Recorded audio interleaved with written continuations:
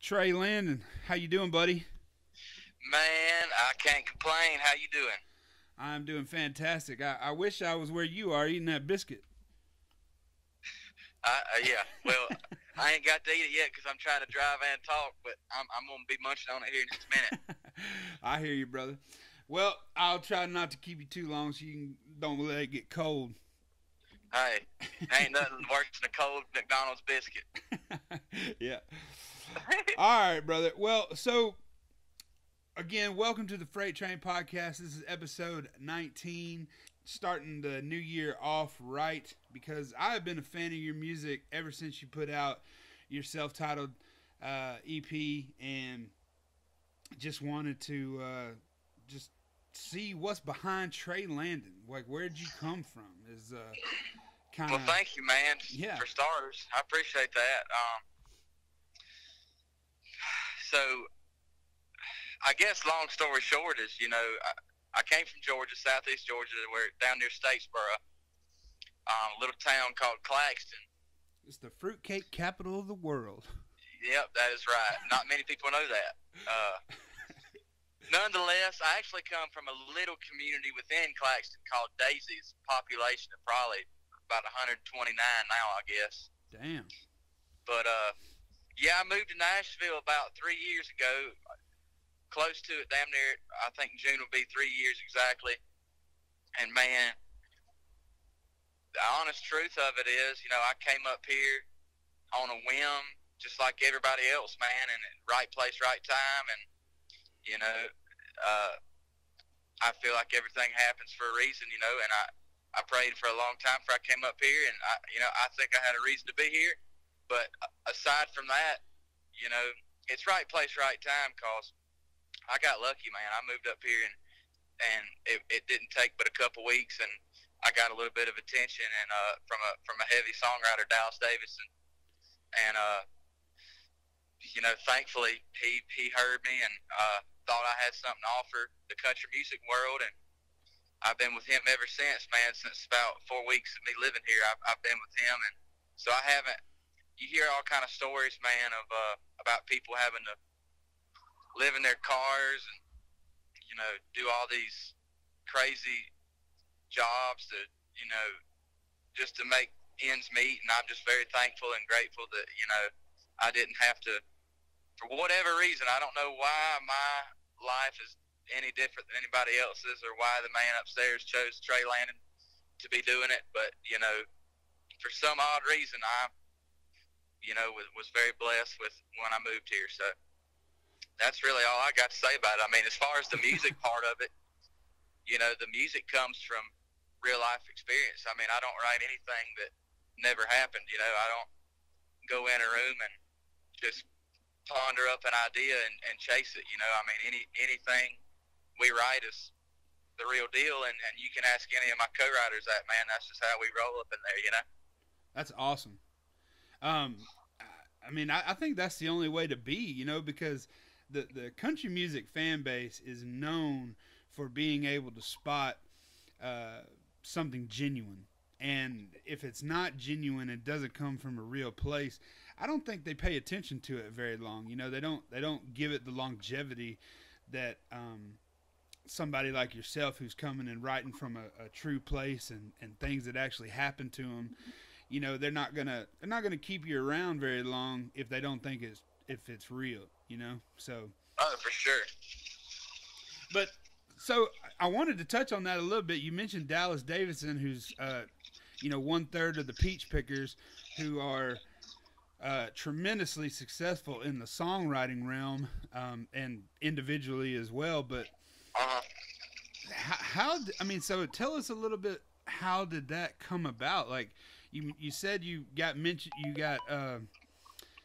noticed pretty early. I mean, how did he notice you? Were you playing a writer's night, or what happened? Thank you. So Dallas, when I moved here, one of the biggest reasons I moved here, man, was I started playing down at Georgia Southern when I was in my late teens, and my best friend now, Nathan Queen, he owned a bar down there at the time called Retrievers. Oh yeah, I know Retrievers very well. Okay, so Retrievers was like that's where I started, man. And Nathan was the guy that, kind of talked me into, for whatever. As a 17-year-old kid, you have no idea if you really have potential or not. You're just doing it because you love it. Of And course. he was the one that kind of said, man, I think you could actually do this if you just quit being a dumbass. And I was like, well, okay. So, to put it bluntly, that we started working on the dumbass part. And, so long story short, he was kind of the guy that got me in this whole thing, and also, gave me the courage and to move when it came down to it. And he's a weird cat because he's one of those people, he doesn't say a whole lot, but when he speaks, you listen. Oh yeah. And he had a plan brewing the whole time, because as soon as I got up here, turns out, I mean, me and Nathan had been best friends for 5 or 6 years prior to me moving to Nashville. And I move, and literally about 2 weeks in, I get a show at the Tin Roof Revival. Oh, damn. On a Tuesday night at the Montbrand or whatever. That's like a prime spot. Yep, I got a little songwriting spot up there. And I was like, hell yeah, it's my first time playing in Nashville. Gonna rock it out. So I called Nathan and I said, hey man, I just got asked to play Tin Roof next Tuesday night. Dude, you should come over. It's my first show in Nashville. I'm excited. You should come hang. He was like, cool. Well, he calls me the day before, or the day of, and he says, hey man, so I'll be there later. But he goes, when you get to Tin Roof, look for a guy that's bald, with glasses, and wearing khaki pants, and has a beard. And I'm like, well, okay. Turns out it was Dallas Davidson's brother, who had just graduated law school to be an entertainment lawyer, which is what I needed. I needed representation of somebody that could, take me into meetings and get me a publishing deal. Yeah. And lo and behold, Nathan and Charles, Dallas' brother, were fraternity brothers back at Georgia Southern and back in the day, and they were like thick as thieves, still tight. And I had no idea. So when I called Nathan and was like, hey man, I need come to Nashville next Tuesday for my show, he had called Charles and was like, hey man, so I know you're fresh out of law school and you're looking for a client, so why don't you come over to my boy's show with me and watch Trey? So Charles came over and watched my show, and he dug it. And then he was like, man, send me everything you got. So I sent him all my demos. And I remember he called me. Well, actually, the next week, Nathan called me and said, hey, dude, so Dallas wants to meet you. And I was freaking out like you're kidding. I bet you were. And I'll never forget, man, I was dating a girl at the time. She lived in Atlanta.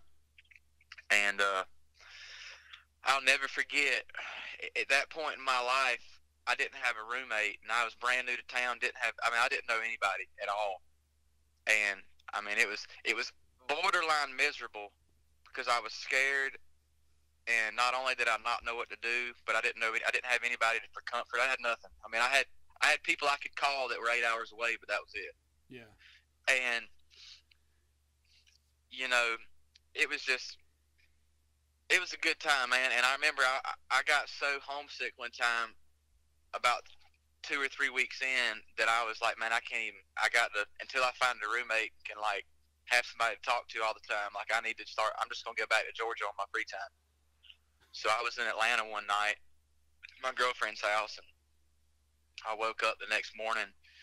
She was at work, and it's about 9 o'clock. My phone starts ringing. Then it woke me up, and I answered the phone and said, hey, is this Trey? I said, yeah, who's this? He said, this is Dallas Davidson. How are you?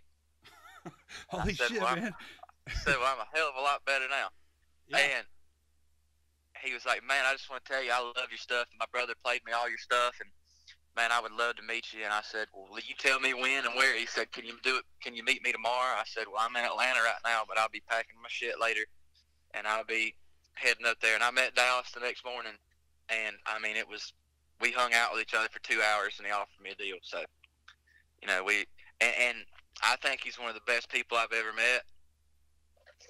you know, aside from the songwriting, and there's not a better group of people I could have been working with, in my opinion.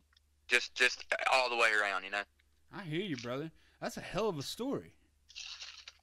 It's crazy. And you're right. It doesn't happen like that. It's not. So take us back a little bit now. Now we kind of got the story of how you got, you know, started like that. Were you always writing and playing? Like, I know you said, you know, you were playing Georgia Southern when you were 17. So, I mean, how early did you start playing guitar? You know, were you always writing? Like, how did that come about? Music for me started as, I mean, I have videos of, my mom has videos still this day on VCR, which sounds crazy to even say Throwback. Anymore, but my mom has VCR tapes of me when I'm 3 years old in sweatpants and a sweatshirt, you know, cowboy boots, cowboy hat, guitar, just strumming along, singing "Carrying Your Love for Me" by pretending to be George Strait. Dude, that's so funny. I mean, at a young age, I mean, I don't even remember those days. The only reason it's cool is because it's on video, and yeah. So I mean, I think back then I had a love for it, and I don't really know how or why, but years later, I guess when I was probably 10, my music started for me with a drum set. Okay. I had a cousin that played drums, and I mean, drums were my life for about 6 years. And then when I turned 15, 16, about 15, when I was 15, I decided that I wanted to start pursuing singing.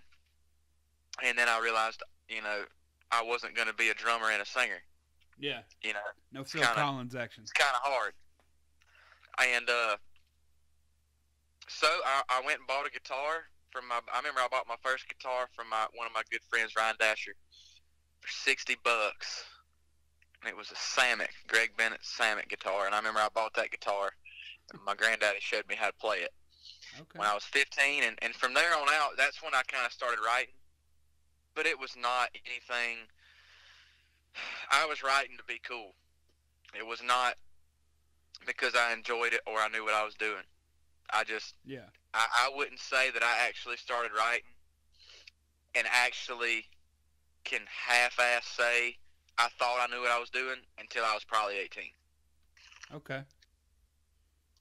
So did the songs on your EP, like A Little Bit and Take Me Back and all that kind of stuff, were those songs you had written earlier, or did those come out of being up there with Dallas and being in Nashville? I wrote all those songs on that EP. You wrote them all by yourself? No, I wrote all of them except There's That Smile. I did not write There's That Smile. That's Okay. a Dallas song. Okay. Every other song I wrote while I was in Nashville after the publishing deal. However, Shot in the Dark, I wrote Shot in the Dark by myself when I was 17. Dude, that's a hell of a song to write when you're 17. Thank you, man. I mean, I get to talk to a lot of songwriters. You know, I talked to Hannah Dasher last week, and talked to Cole Taylor, and you know, other people like that. And you know, I don't think any of them that I remember anyway. You know, I talked to Josh Thompson. But being 17 and writing a song like "Shot in the Dark," I mean, that's just a hell of a song, man. I don't know how else to put it. That's just amazing that you wrote that young. Yeah, well, I'm sorry, I'm chewing my biscuit still. Hey, man, it's cool. I appreciate that, man, you know. And I was out last night for a little bit, and I was actually telling Bart Butler, who produces John Party. Yeah. I ran into him last night, and we're good buddies, and man, John Party, the only reason I'm even bringing this up is because you said Shot in the Dark, and Shot in the Dark, that song was influenced by, you know, John Party, for sure. Okay. I mean, I give him, before I moved to Nashville about a year prior, there was a part of me that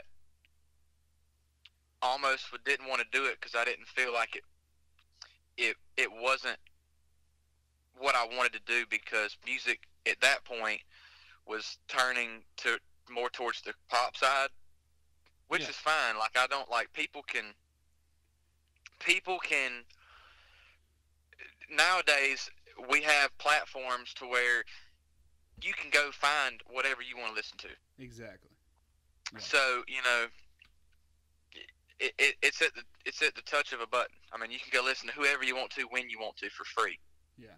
No, I totally get it, because, I mean, when Cruise came out by Florida Georgia Line, you had the radio. Spotify wasn't up yet, and, all these streaming services weren't really going. And so, I mean, I'm not trying to put words in your mouth, but I think, like, it's almost like, as an artist, because I got to be around a lot of artists at that time, and I know how a bunch of them felt like suffocated. Like, if you have a more traditional spin on country music, then it's almost like you're being suffocated, because the only thing that's getting pumped out there to the people is the poppier stuff. So is that kind of what you're saying? Yeah, I mean, it's like, as an artist that knew I wanted to do, that knew I wanted to do traditional sounding stuff, and it just, nobody was doing it because everybody was scared to do it, and even the people that were doing it were successful, but they weren't like successful like we all dreamed to be. Yeah. And and that first record John Party put out, with What I Can't Put Down and Empty as These Beer Cans or whatever, I mean, that is my all-time favorite record in country music, and since I've been alive. Any artist, that's my favorite record of any artist that's been, like, since I've been alive. As far as obviously, I mean, my favorite record is like Keith Whitley and Randy Travis. Those records are my favorites, but I mean, artists that have came along since the 2000s, that John Party's my favorite artist, and that's my favorite record, and it's geared pretty traditional, in my opinion. And I think that record had a lot of success, but I mean, it's nothing in comparison to what his new record is doing. Yeah. They found that middle lane that's just starting to work. It's not too far left, it's not too far right, and I just feel like before I moved here, I was like, man, there's no hope, because, nobody's doing what I want to do, which means there's not a market for it. So I thought at the time, because there is a market for it. I was just dumb. 100%. Well, and like you said, there's not a market, or else somebody'd be doing it. Yeah. Well, like you said, the streaming services and Spotify and all that, that really opened it up, because the people who want to find the John Partys, the Cody Jinks and the Cody Johnsons, and, the Muscadine Bloodlines and Riley Greens, you can find those people, and you don't have to sift through what country radio telling you, is coming out. So for sure, man. And like I said, I mean, I love all music. Like, there are times that I want to hear some twang in country, and then there's times I want to hear, more geared, stuff geared more towards pop. And there's some days I don't even listen to country at all. There's some days I listen to Miley Cyrus on my way to work. Like, I mean, that's just how I am, and that's just how I feel about it. And I don't want to perform it. That's the difference. Yeah. It's like, I love writing it. I like writing anything. Yeah. I love writing pop stuff. That's just not me as an artist. And I feel like, people respect that, and I respect other people. I mean, I feel like that's how it is and how it should be, because I just didn't see what I wanted to do being successful enough for me to want to actually do it. I hear you. But then when I moved, and I'm like, okay, maybe what I want to do is either coming back a little bit, or at least, even if it's not coming back, maybe the market's just expanding of what I want to do. Yeah. And so it's been really refreshing to see just some more country music back into it. It's been really refreshing, and I don't even mean, dude, I'm saying this, and people are gonna hear my record when it comes out and say, country. This dude thinks he's traditional country. You know, and I already know it because people give Luke Bryan hell all the time. But I mean, like when Kick the Dust Up came out, I think that's great. I mean, to say that Luke Bryan's not country, I mean, I'm just ranting at this point. I'm sorry, but No, brother, that's what it's for. That's absurd because it's like, find another song. Like, people hear a song and they judge it by how it sounds off the bat. If it's got a track or a beat in it, it's not country. But if you give it a second and you dissect that song, go find a song that has more country lyrics than Kick the Dust Up. I hear you. Well, okay, I tell you what, we're going to take just a moment real quick, and we're going to talk about a couple of the people who helped this show out. And Trey, I know you've been around a lot of the up-and-coming guys here lately. I've seen you've done the some acoustic jams with Cole Taylor and these guys. Have you heard of Blue Otter polarized sunglasses? Oh yeah, man, I got a fresh pair of them things, man. Hell yeah, dude. I'm rocking the matte black Cumberlands myself. Just want to tell everybody out there right now that these are the best sunglasses coming out. And I'm not just saying that because they help with this show, but they are literally better than the other name brand sunglasses that you can go out there and get. So I encourage everybody to go check out blueotterpolarized.com. That's Blue Otter, like the animal, polarized.com, and get yourself a pair of these sunglasses. I mean, they're literally just the best. I don't know how else to put it. So everybody go check it out. Go follow them on Instagram, all that kind of stuff, Blue Otter Polarized, and get yourself a pair of really nice sunglasses. So anyway, that leads me into my next question. You know, we're talking about Jon Pardi and how it kind of gave you the confidence to come to town. Do you feel like, quote unquote, traditional country music is making a comeback? And if you do, who are some of the artists that you think will help bridge that gap? Like, I know you mentioned Jon Pardi. So, you know, do you think it's making a comeback on the radio waves, I guess you could say?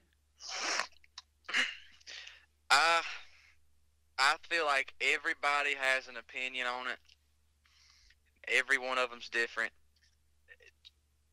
My opinion is that, truthfully, I don't think nobody knows. I think that commercial radio will always be more towards what's already cool. I think people keep saying that the bubble's about to bust, and you know, I've been hearing that since I moved here, and quite frankly, nothing's changed other than the fact that more people, like, there have been more traditional sounding acts get added to the mix, but that just because more traditional acts come into the mix doesn't mean we're replacing the acts that are already in. Like, more pop acts keep coming too. Yeah. So it's like, it's just because there's more traditional guys all of a sudden doesn't mean it's not just going to be a takeover kind of thing. Like, I don't think it works like that. Like I said, I mean, I think that radio's going to play who they want to play, who the fans want to hear, regardless of what it sounds like or what it is, and that's just something everybody's going to have to deal with. I mean, I hear you. You can't be sour, or you can't be sour about that kind of stuff. I mean, you just got to go with it, man. I mean, everybody has a time, and you just got to embrace it when you get it, you know, and make the best of it. Yeah. And now in 2018, and you can answer this or not, but in 2018, do you think that the radio has as much to do with somebody's potential success as it used to maybe even just 5 years ago? Because I don't. I mean, I really don't. To be honest, man, I don't know. I mean, I really don't know. At this point, on this subject, I'm just going to just talk and kind of brainstorm with you. I hear just you. Because I don't know. But I mean, I just think it's crazy because, like, Bobby Bones has. We always mention Bobby Bones, but he's the top DJ in the format, right? So he has 5 million plus listeners on his morning show every day. So let's just say that your base country audience is 5 million people, right? We're just using that number. If for some reason country music didn't want to play or country radio didn't want to play your music, and I hope to God they do. Well, thank you. But if for some reason they didn't, in my mind, I'm like, okay, well, it just takes a few influencers. We have these influencers today on Instagram and Facebook and all this kind of stuff, Twitter, to get out there that enjoy your music, like what you're doing, and share it out to everybody. And to me, I feel like you'll get just as much or more exposure that way. Because at the end of the day, it's, can you sell tickets and entertain people in a venue? There are tons of people out there who have number one songs and can't sell 20 tickets. I've been to those shows, Yeah. So I don't know. Like I don't want to harp too much on this subject because, or whatever. I know everybody probably gets this question or asked that question, but anyway, that's just kind of my little rant, I guess. Man, I literally think it's as simple as nobody ever knows. All you can do is literally try to write the best songs. Because at the end of the day, it's about the songs. You got to try to write the best song you can, man, and hope that you can get a big machine, and by a big machine, I mean like a major, or in some people's cases even an independent label. I mean, yeah, no pun intended. Yeah, it's trying to get somebody like that behind it that believes in you, man, and then not only that, but even at that point, you're still placing your eggs all in one basket. That even after you've done all that, that radio is going to like you and want to play you, and like you said, I mean, even if you're successful there, I mean, like, people aren't going to come watch you and pay ticket $20, $30 to see you if they don't buy the brand. I mean, exactly. I'm not going to pay $30 or $20 to go see somebody at a local bar because I like their song that's on the radio. I mean, if I like a song on the radio, it's because I like somebody's voice. I like the message I like what they're about, and then I'll do a little digging on them. And if I like what they're about, with what their brand stands for, and like if I can relate to that person, I think that's what sells tickets, man, and that's what makes people want to come see you. But I think radio is obviously how you do it in masses, because you want a shot at getting as many people hearing your song as possible, so that more people will go and look at what you're really about as an artist and go dig a little deeper. And I think that's what we all want as artists, and I think that's inevitably what sells tickets, Hell yeah, man, that's a great answer, honestly. I mean, that's a great way to put it. I mean, dude, I'm just a guy. I'm just a skinny son of a bitch from Georgia. Just a guy with a biscuit, getting cold. That's right. Well, all right. So, is there anybody new up and coming that you're excited about? Like, you guys out there writing and grinding there in Nashville, y'all get the inside scoop on what's coming out, what's coming up. Obviously, everybody's excited about you, but is there anybody that you're excited about? Man, I'm excited about. I'm a family guy, man. I'm a family person, and I'm very, I'm a very open person. I love meeting people. I love being friends with people, but I have a very small group of friends. But man, my friends that I have, like, I love them like family, and I'm super stoked for all of them. I mean, Travis Denon, John Langston, Muscadine, Josh Phillips. Come on. Yeah, that EP Lee County, man, that's on another level. I mean, dude, Josh, he just got a deal over at Big Machine, and he's working with Brantley, and man, and I've been a fan of Brantley's for a long time, man, and you know, I've got a chance to work with him, you know, a couple of times, and it's I think I'm really excited about Josh. Uh, just because he's such a good dude. We have so much in common. I mean, if he ain't writing, I mean, I know this sounds like a sales pitch for Josh Phillips. I should be like his A&R guy, but if he's not working, man, he's hunting, and that's me to a T. And you know, I'm really excited about his stuff. I mean, I feel like America is going to love Josh Phillips when they hear it, and I'm really excited about him. But I'm excited about John Langston too, man. I mean, I've been working with, you know, Riley Green and John Langston and Muscadine. I mean, I've done a bunch of shows with all of those guys. I was friends, you know, with those guys long before I started working with them in this industry, and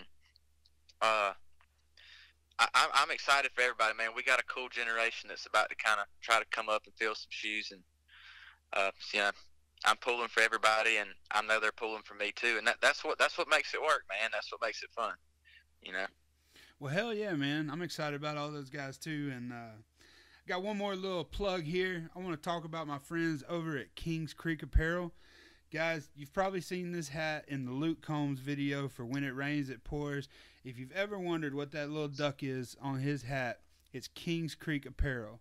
So go check these guys out. They got all kind of shirts, hats, stickers. I think they even got damn candles for the manly smelling candles that you might need around your place. Anyway, go check them out at kingscreekapparel.com and go get you some of the coolest gear around. My man Ray Fulcher is always rocking some Kings Creek Apparel gear, so if you ever see him out, you know he's got a Kings Creek hat on too. Anyway, like I said, kingscreekapparel.com. Go check them out. Go get you something. Well, Trey, man, again, thank you so much for hanging out with me today. And is there anything coming up that you want to tell the guys about? Like, are we looking at a full album anytime soon, or? Man, I have a huge announcement that was supposed to come out last week, but we got about, I don't know if you're aware, but I mean, I'm sure you are but we had like the ice age come through Nashville last week. Oh yeah, we felt a little bit of it down here in Chattanooga. Yeah, I mean, we had like 3-4 straight days, you know, no going anywhere, roads closed. I mean, Walmart's was sold out of all their food, like it was crazy. So we had a huge announcement to make last week that got postponed due to people not being able to, you know, come into town to make it happen. And so I have a huge announcement, man. I can't say anything about it yet. It'll be about another week before I'm able to make it. But we are shooting to have new music out in the fall. Okay. Hell yeah, man. But man, we've got a huge announcement that I've been sitting on since Halloween, and it's like, it's killing me, dude. But it's gonna be great. So. I hear you. Well, and one other thing before we get off, I just want to touch again on a little bit. I didn't even mention. So you're with Dallas Davidson, and that is so your publishing deal is with Play It Again, right? Correct. Is that what it's called? Play It Again Publishing. Mm-hmm. So that's cool. So obviously you get to write with Dallas. Are you also in there with Ben Hayslip and Rhett? I mean, I know if anybody following you on Instagram, they've seen you out with Craig Campbell, writing with him. So I mean, that's a hell of a resume just right there. And I only named 4 people. So who's probably been other than, I mean, Dallas is probably amazing to write with, but who has been your like the aha moment or whatever? Like who is the favorite person to write with so far? So to this date, Craig Campbell was my first co-write ever. The first time I ever sat down to write a song with anybody else, it was with Craig Campbell. Well, that's something to tell you kids about. And now I intentionally did that. Like, I did not write with any. I wrote strictly by myself, you know, before I moved to Nashville. Not because I wanted to, but because, I mean, it's when you grow up in a town with 130 people in it, it's like who the hell's the songwriter? Yeah. You know, it's not like I get had that. the luxury of going, you know, to my buddy Ricky's house and writing a hit song. Yeah. So, you know, it was kind of sink or swim. And when I moved up here, I had a mutual contact, mutual friend of mine and Craig's hook us up. So Craig took me to dinner, I think the third or fourth night I lived in Nashville. He listened to my stuff, and he was like, man, I love your stuff. And, well, he had heard my stuff prior to taking me to dinner. I guess that's why he wanted to take me to dinner. So after he heard my stuff, he offered to take me to dinner, and we hung out. We became buddies. And I remember when we sat down a writing date, he wasn't available to write for like a month, but we booked our writing appointment. And I had people that I was meeting, you know, that were wanting to write with me, but I solely did not take another credit. I was like, I'm not writing for 4 weeks.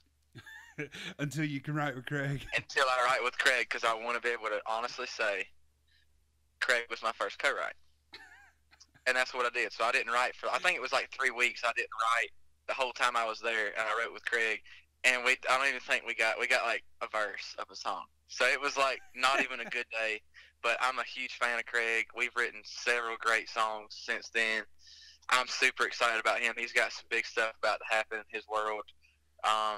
It's long overdue and it's much deserved. So I'm super happy for him, and he's been nothing but good to me. But my biggest co-write, my most favorite one, man. I mean, I write with Justin Wilson, a guy named Justin Wilson a lot. Dallas, Rob Hatch. I mean, I've written with Ben and Rhett a few times. I mean, all of these were like milestones kind of things. Like, hell yeah, who'd have thought I'd be doing this? Like, that's all cool, but I mean, my go-to guys are Justin Wilson, Rob Hatch. I'm actually at Rob Hatch's house right now. We're about to write a song today, and like me, Rob, and Lee Bryce are writing tomorrow.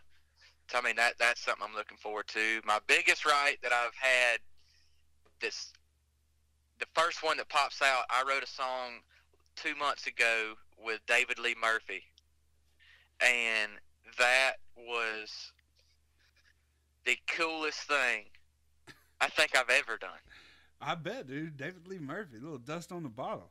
A little dust, little party crowd. And I'm telling you, I have not only, I mean, we got a great song that day. He's just what I thought he was going to be. I mean, he's a great dude.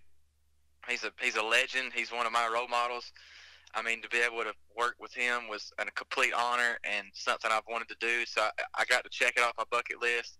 And not only that, man, but like, you know, we befriended each other too. So now it's like, you know, we're buds. And dude, it's crazy how this industry works. And like I said, man, it's just, I'm so thankful that, you know, I'm getting this opportunity to do all this cool stuff, because it doesn't come around like this, you know. So. Well, Trey, I know you got to get in there and write, brother, and I'm thankful that you took the time to talk to me today. I've been looking forward to this for a while, and again, just really thank you so much. And I know you're gonna go far, brother. When people hear this, they're gonna take it in, man. So. Hey, dude. Well, I really appreciate that, and I appreciate you having me. And Hannah Dasher's the one that hooked this up, right? Oh hell yeah, that's right, man. Yeah, you're exactly right. Yeah, dude, and she's the real deal too, man. That 1990s Heartbreak. So that's a bad little song, man. Oh yeah. But I appreciate you taking the time and calling me, man. I'm glad that we got to do this. It was cool. I haven't done this in a long time, so I got to vent a little bit. Hell yeah, dude. Well, where can everybody find you? I'm sure you're on all the social platforms. What's your at, as they say? Man, I'm everywhere you can possibly find anything on social media. I mean, I got my Twitter at Trea Landon Music. I got my Instagram at Trea Landon. I got my Facebook, Trea Landon. They're playing me on Pandora. They're playing me on Spotify. There's radio stations all over the place that are already starting to spin my stuff. And then, of course, you can hear me on Apple, and you can get my stuff on iTunes. Anywhere you want, man. I'm everywhere. Hell yeah, brother. All right. Well, I really appreciate it. And thank you, everybody, for listening to the Freight Train Podcast. Freight Train Podcast. Freight Train Podcast.